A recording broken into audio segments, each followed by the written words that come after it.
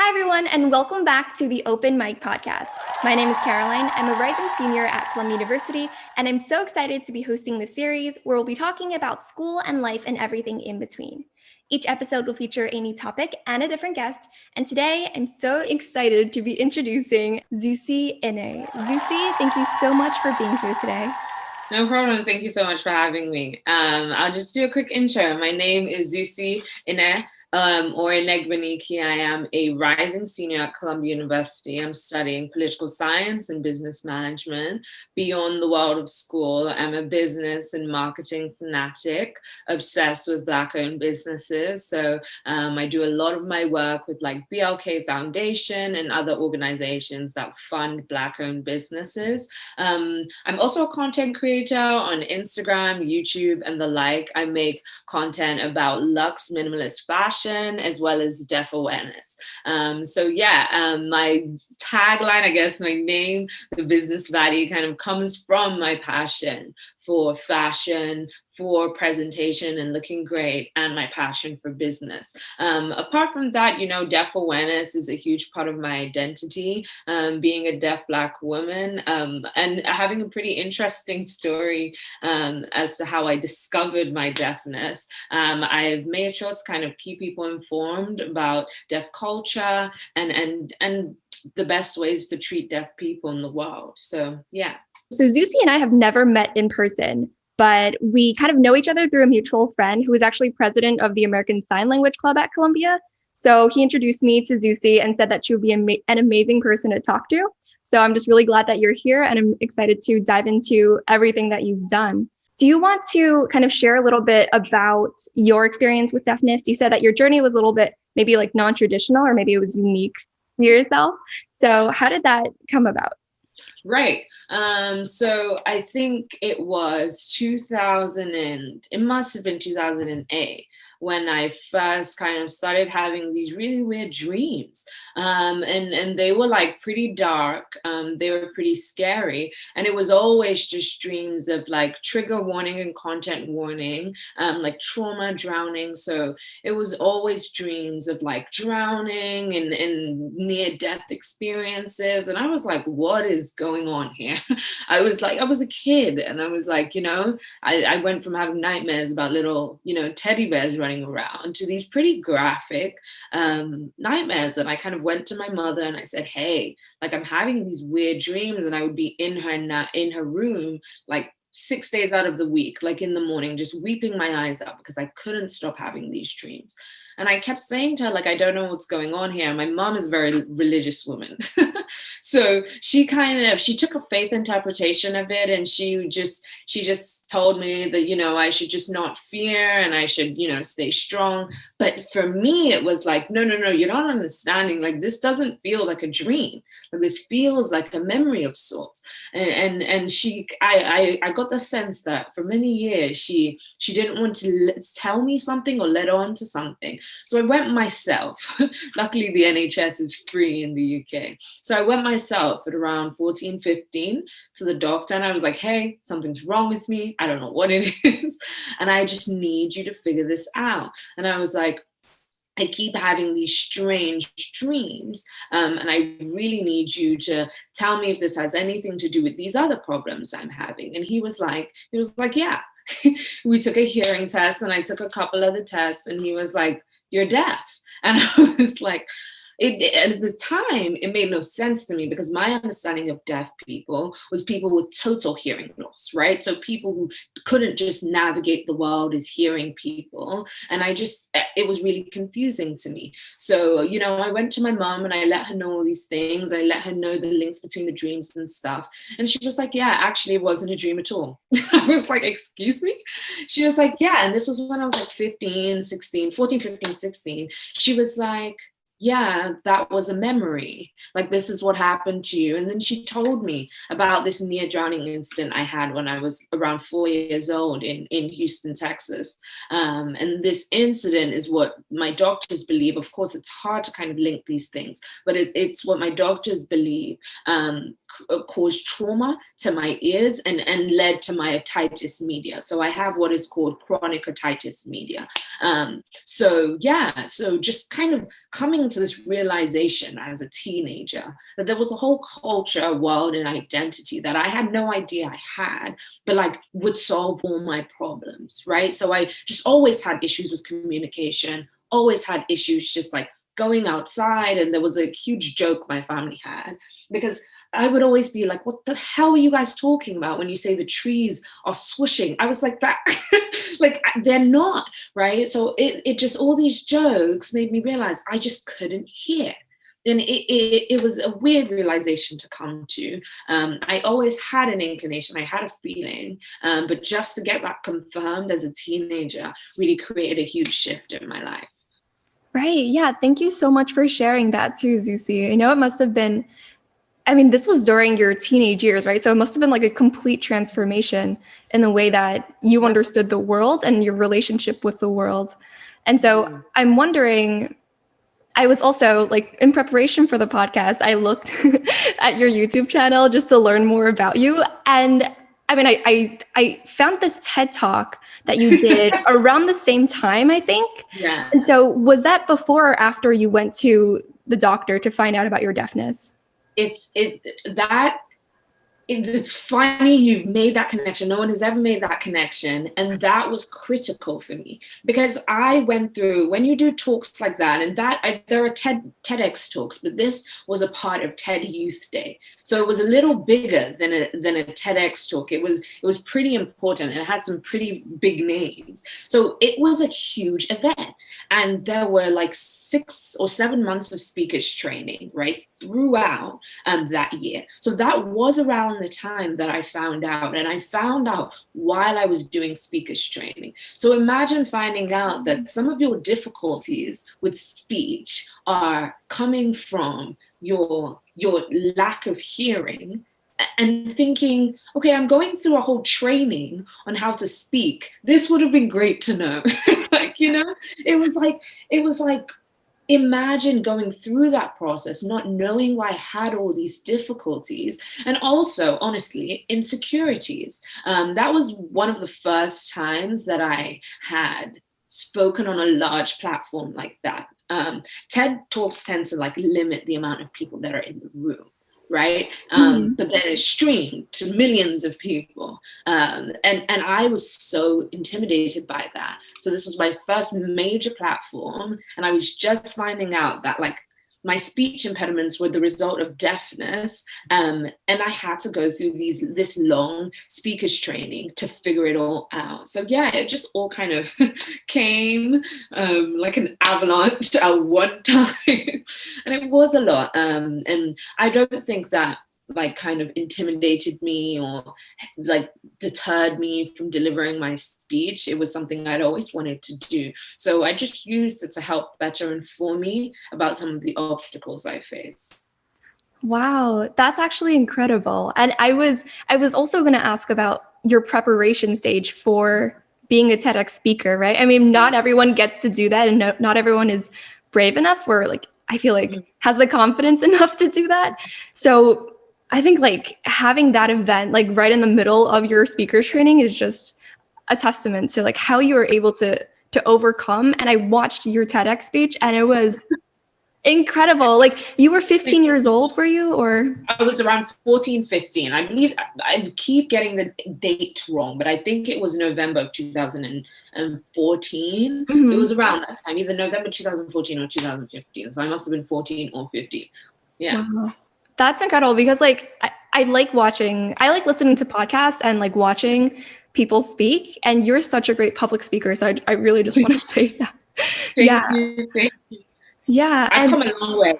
I always say this, I've come a very long way. I had an internship last summer, and it was terrible. There was a VP, and this is in a major bank, right? A VP decides on his off day to look me up, right? So he looks me up and finds this speech, right? And then comes back and says it in a call full of hundreds of VPs from across the bank. For the next 2 weeks, I kept getting calls like, I just watched your TED Talk, And I was like, what is going on? Oh my goodness. I was like, And it's like, it's great because I was so happy, but I was also so embarrassed because since then I've done so much like training and work to like better my speech. And like, if you watch my speech, it didn't get enough coverage, but it's called Dreams and Machines, that I did at the British Library more recently, like so much better. And I've done so much more training, but like no one ever sees that stuff. No That's one so does. funny. Yeah, no, we'll be sure to check it out if we can have the, yeah, I think I'd be interested in listening. Yeah. And yeah, and so do you think that that opportunity led to what you're doing now, right? You're really focused on social media and marketing, right? And entrepreneurship in general, right? Because you're the business baddie. And so how did that come about? Was that like during college or maybe even before? Right. So that was much before. So my mother's an amazing woman. She's also a very terrifying woman. From a very young age, she kind of, I say my household was like a business boot camp. It was like from a very young age, like I think from 7, we were writing reports on an industry or field of our interest and assessing the business landscape of that space. It was the weirdest thing for a 7-year-old to be doing. But at that time, right, I was, watching my little Hannah Montana and everything else. I was like, I love fashion. Like, this is what I want to do. So I remember at that age, writing a report on the market share of of Marc Jacobs in the fashion industry.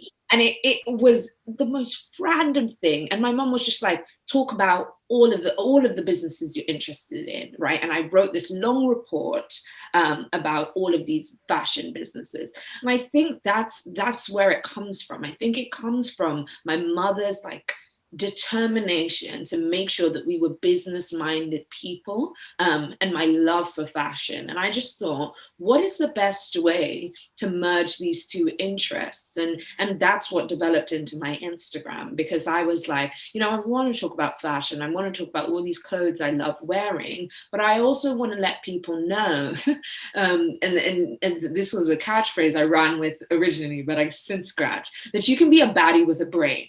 Like, you can be an Instagram baddie, right?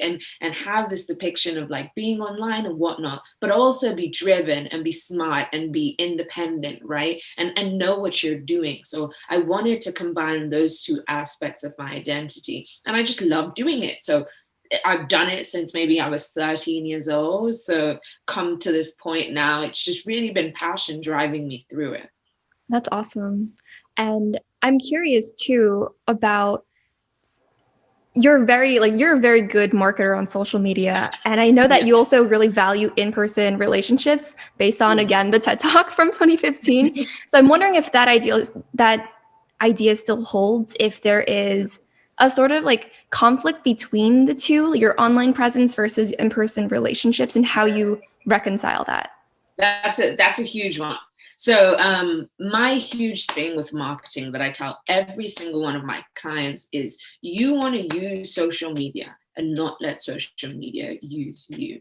And that's a huge thing. I got so much feedback from that speech, and people were like, Susie, you were telling people to step away from their phone? I was like, no, for real, because it's a vital part of marketing. I think people don't understand that the separation between the real world and the digital world is hugely important in crafting your marketing strategy and crafting your brand identity. You want to be connecting to the real world with a presence online. So for me, I don't see it as a tension at all. And I encourage people to, use social media to, talk about your passions, talk about what you like doing daily, talk about your business idea and gain some traction, gain some sales from that. But also realize that at the end of the day, it's a digital world.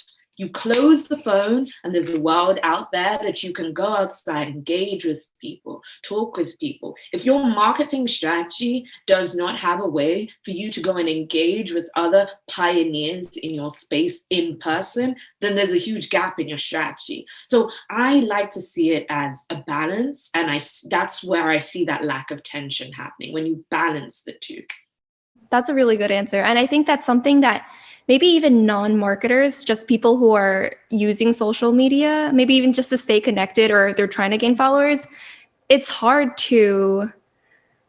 like once you enter, I feel, to know or appreciate the balance or be able to get to that balance. You have to kind of identify that this is something that needs to be kind of, I don't know, balanced, for lack of a better word, but just, yeah.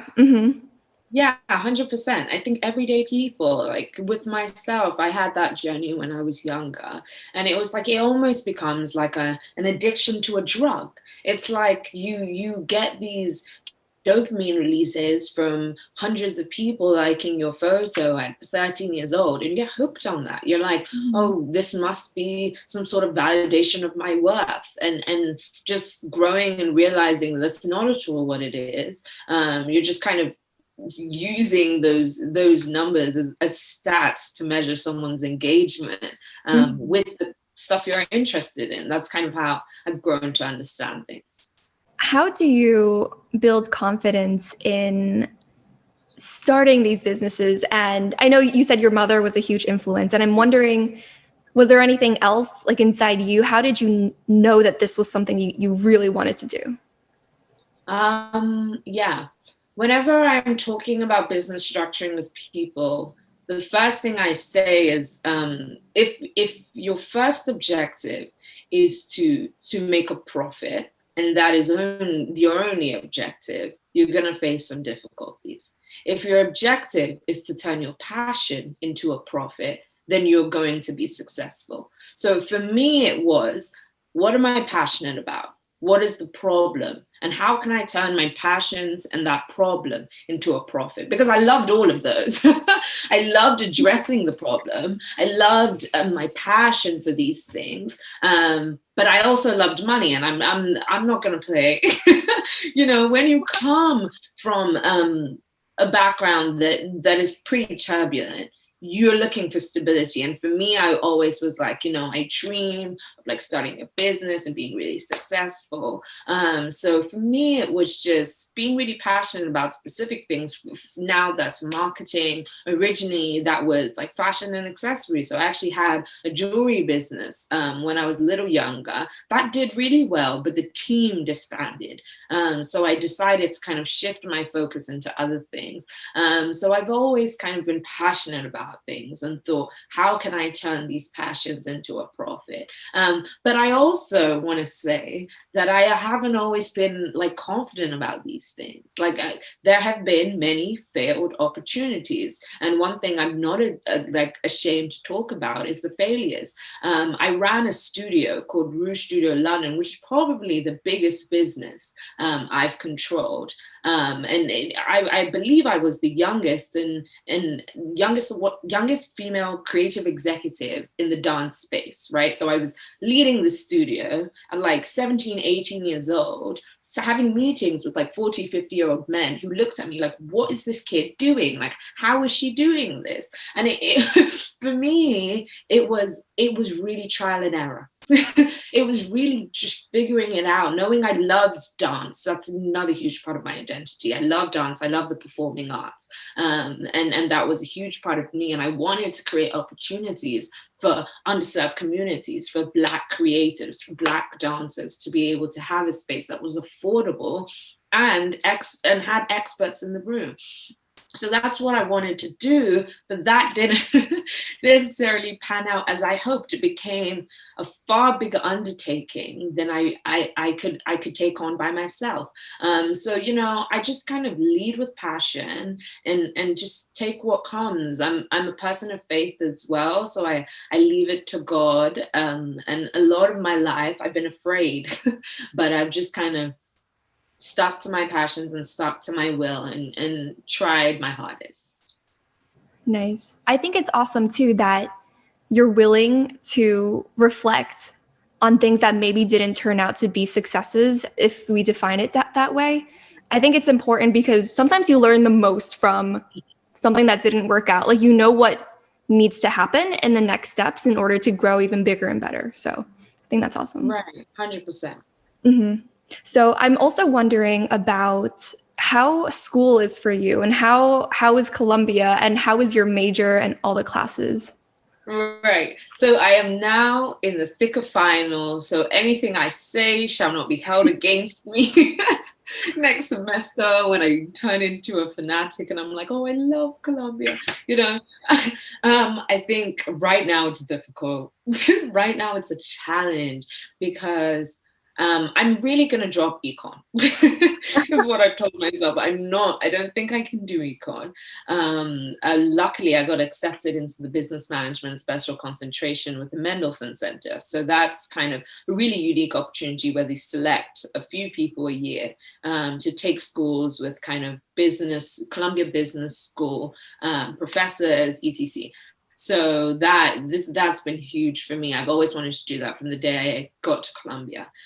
So now I'm going to be taking some like corporate accounting. I'm going to be taking some marketing classes, which is really fun, and some other stuff. And that's really like aligned with my interests. So I'm really excited to do that. And the political science of things, people are like, where does that come from? Because all of my other interests, it's like, why poli-sci? For me, it's because I've always actually been interested in politics. I was a debater for like a competitive debater for most of my childhood. So I always did like the Model United Nations conferences. I did European Youth Parliament. I did like all of the big conferences, and I was really involved in learning about politics. I just kind of used that to decide what I wanted to study. And I wanted to study the political landscape because that had direct bearings on business. And I wanted to understand why it was that, Black-owned businesses are underfunded, why it is that Black communities need Black-owned businesses to shape change. I needed to understand the landscape to build, but yeah, I'm super passionate about all of them. So the business side of things and the politics side of things. It is challenging. It is tricky. It's a high, it's a heavy course load to take on, especially with trying to work with foundations and other nonprofits. But, as I say, like, it's passion that drives me, and I will always like make time and figure it out when I'm passionate about something. Right. I'm also wondering, possibly two majors, and a special concentration, two businesses, your social media. How are you managing all of this? And do you have time to maybe engage in any clubs on campus or other fun hobbies? Right. So people genuinely think I'm not being honest when I say this, but these are my hobbies. These are the things, like when someone's like, you know what, I want to go skating on the weekend. I'm like, you know what, I want to research Black-owned businesses in the real estate space. People are like, why?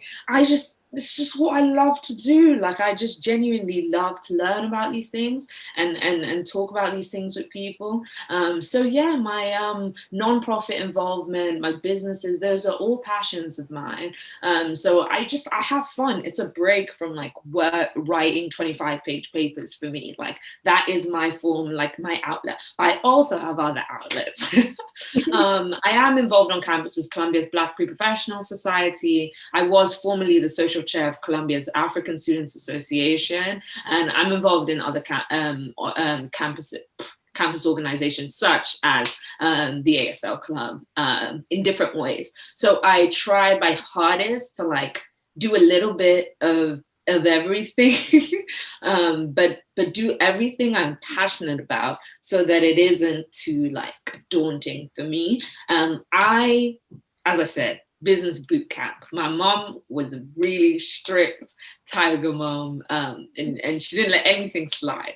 So I believe that a lot of it is down to discipline, right? I try to wake up extremely early. I try to kind of stay focused on what I have to do. I have pretty like intense productivity schedules. If you saw all my planners and like my maps, you would think I was insane. But it's like, I try my hardest to like stay on top of things and stay action oriented and goal oriented. And that's kind of how I try to keep balance. But it is difficult, and there's some nights when I get, 4 hours sleeps, but it's like, for me, all of it is really worth it.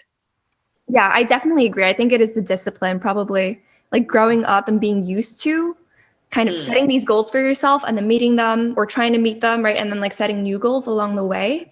I think that's really important. And I like that you enjoy what you do, which is the most important thing, I think. Like if people don't, then it is considered work. But then if you do, then it's a hobby, but also like part of your work, right?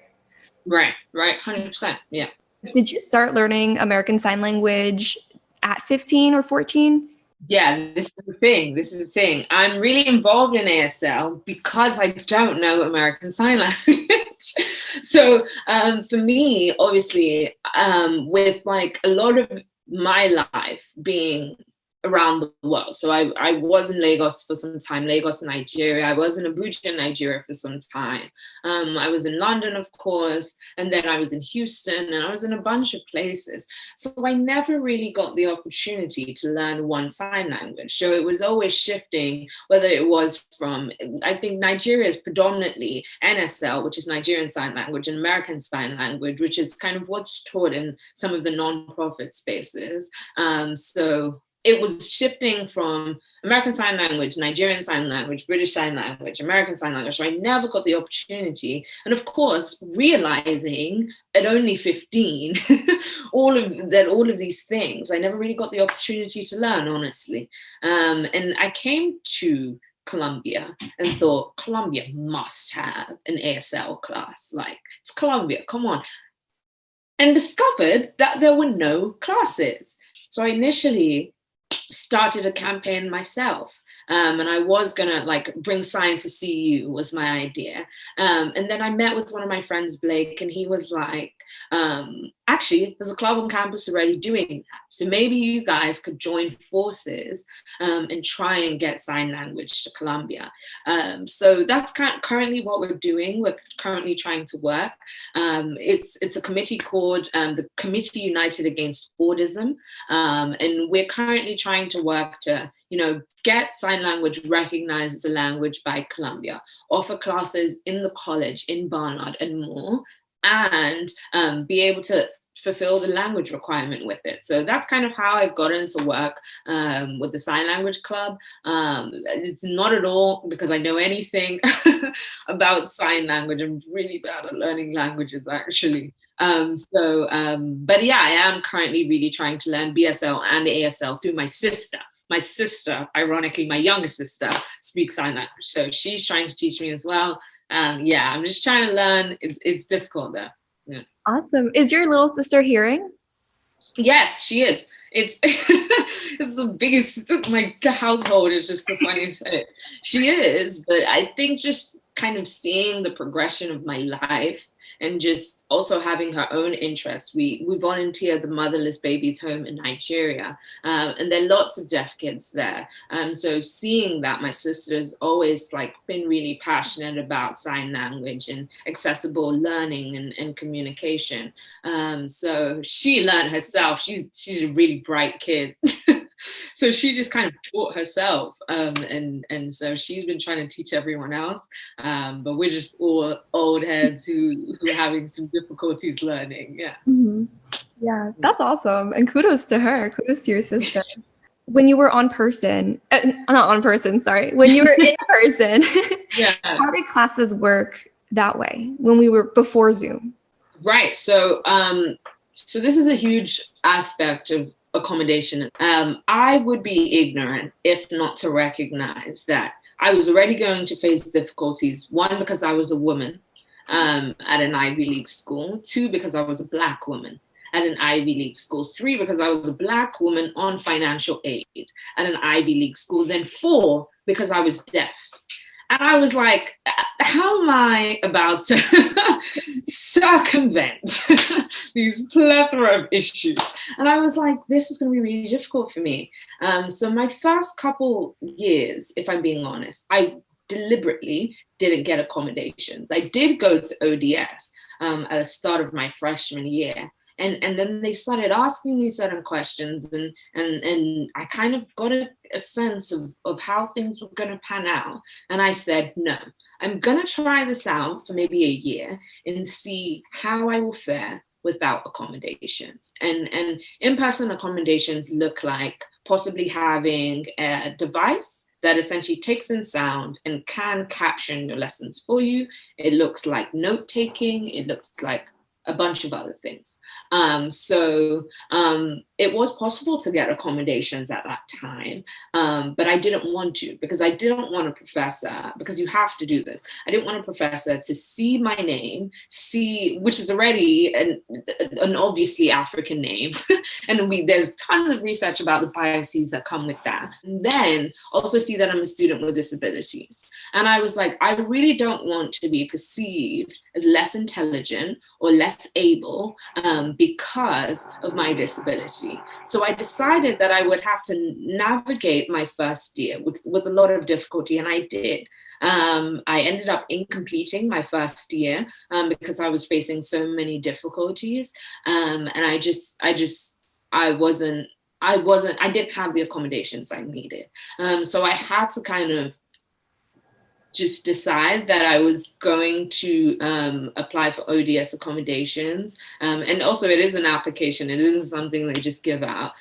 So I had to get all the materials and stuff for that, all from the UK, my doctors and specialists in the UK. So I had to do that. And it wasn't until the start of my junior year that I was able to kind of get that all together and get ODS accommodations. I really admire like how you have overcome and just like, what's the word? Prospered? Is that a word? Yeah, thank you. Yeah. So going back to before, I know you mentioned that when we were talking about American Sign Language, you mentioned that you were really good at lip reading. And just thinking about what is happening now with COVID-19 and like mask wearing, I'm wondering how that has affected the deaf community. Right. I had a really, really amazing opportunity to be able to speak with the BBC about this. So that's the British Broadcasting Broadcasting Network. I'm like, what does the C stand for? So yeah, it's just the BBC, a news outlet, basically. And I interviewed with them about this. I think a huge thing for me is less the mask wearing and more the mask wearing with all the other conditions. So if I can't read lips, right? Like normally I depend on being close to people, right? One, because my mic on my, of course this is a podcast so people can't, my mic is behind, right? It's like basically behind your ear. Mm-hmm. So I need to be close to be able to catch that sound, to be able to hear people properly through my hearing aid. And if I need to turn something up and turn the volume up, all of that is contingent on the mic picking up the sound. So if I am not only having to like be around mask wearers and I can't lip read, and I also have to maintain I'm trying to translate this into American, 6 feet distance, then it's difficult. And then on top of that, like the perspex glasses things, like shields that you have often like at counters in cafes and things like that. So it's like, it's not just the mask wearing, but it's also all the other things that are making it difficult. Another thing that I was actually going to make an Instagram video about this is like, if I put on my hearing aid, right, and then I put on a mask, a lot of masks rub on that area.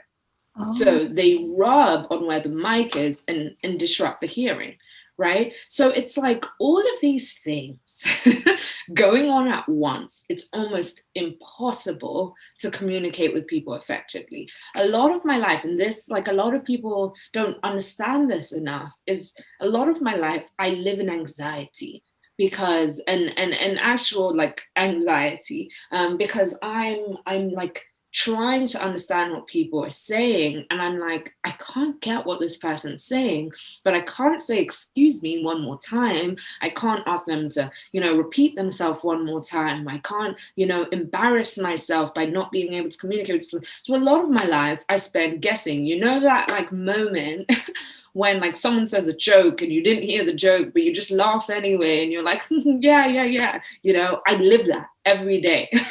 Like, and people need to recognize that, because that is such a like challenging state to be in. It's like you not only have to just like guess, take cues and be processing at like really like fast paces, it gets mentally exhausting. Like you just like don't want to go outside because you don't want to have to like communicate with people. Like one thing that I always laugh about, and people who know me laugh about, is I'll often have both of my AirPods in.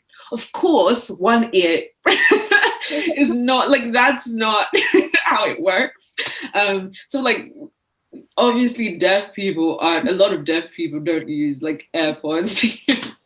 So it's like, I just have both of them in, not because I'm listening to anything, but more because that's like a signal to people that like, hey, don't come talk to me because I can't hear you. And that's the only way people understand that, like, because they're thinking, oh, that person's listening to music, I won't talk to them because they won't be able to hear me. But when I put my AirPods in, I feel like people won't come up to me. And that way, like, I can like, I call it like an invisible cloak. I can like be invisible and like go around and people won't speak to me. But like that is like one of the things that you have to do, because you're like terrified. You're like, I don't want to have to get into these awkward scenarios with people and like just embarrass myself and all these things. So it gets very isolating because you end up just staying inside.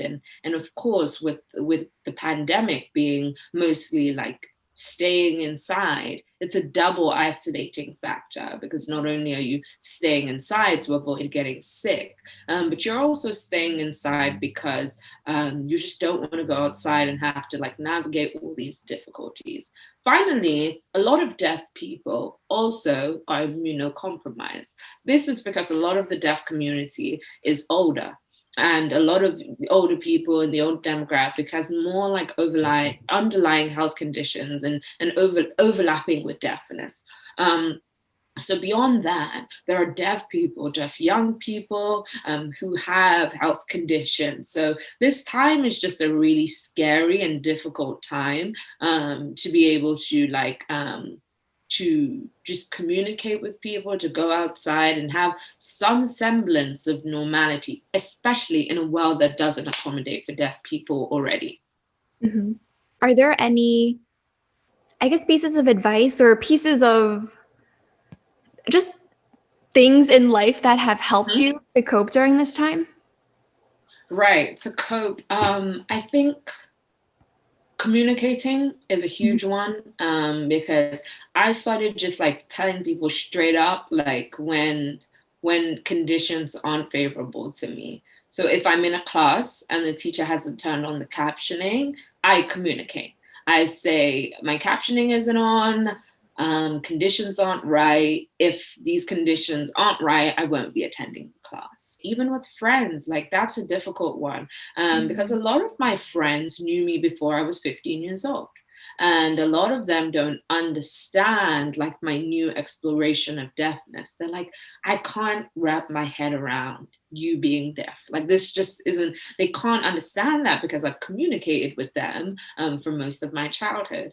So for a lot of them, it's like literally teaching them what deafness means, teaching them that, deaf with a capital D is different from deaf with a lowercase d, and not everyone has total hearing loss and all these other things.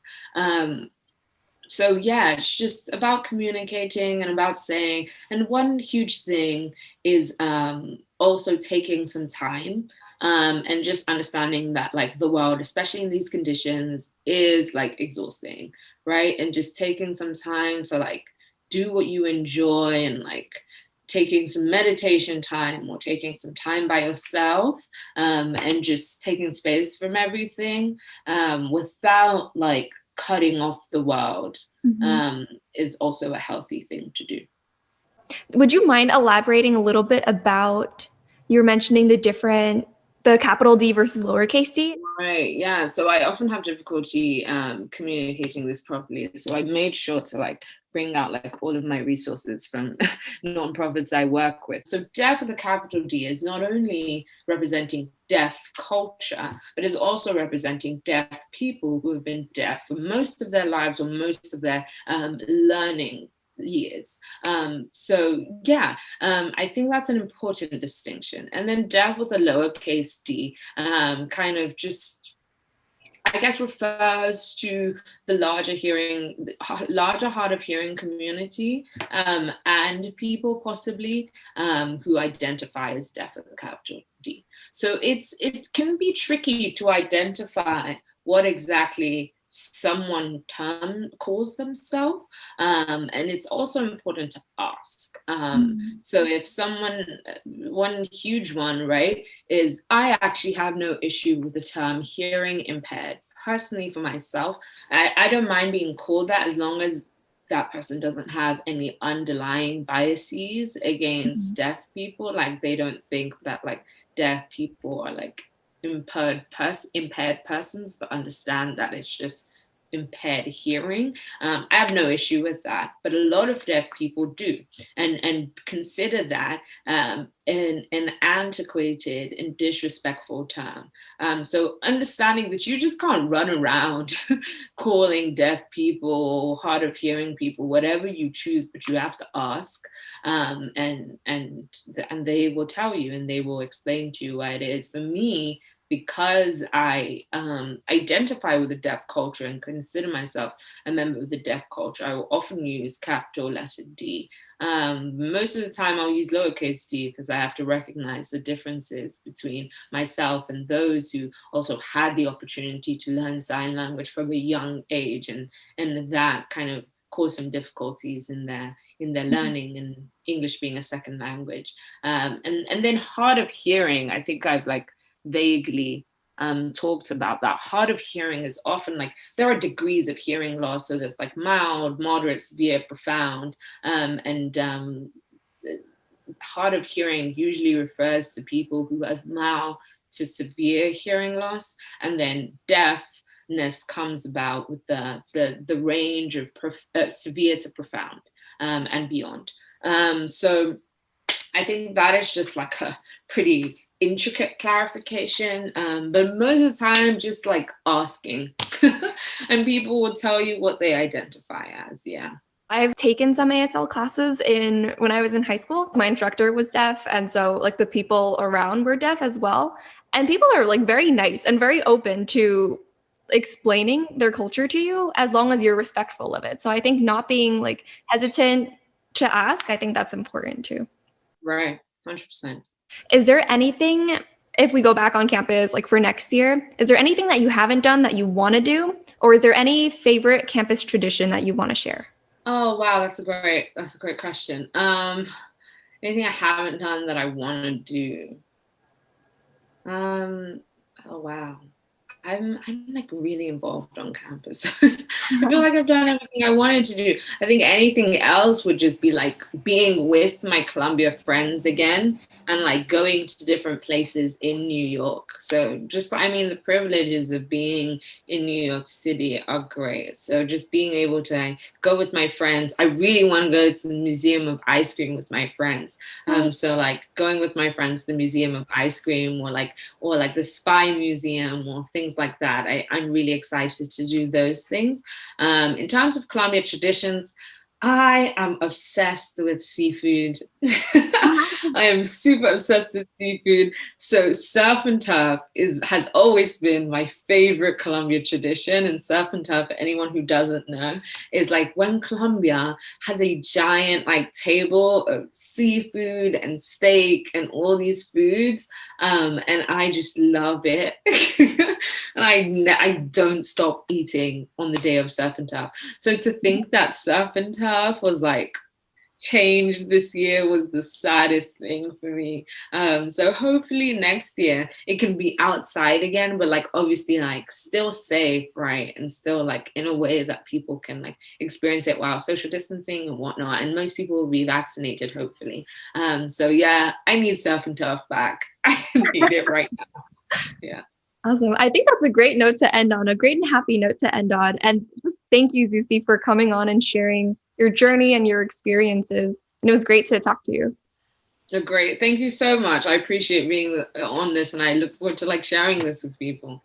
Awesome. And if you are watching this to our audience on YouTube as a video podcast, then make sure to hit the thumbs up and subscribe and comment down below what you'd like to see next.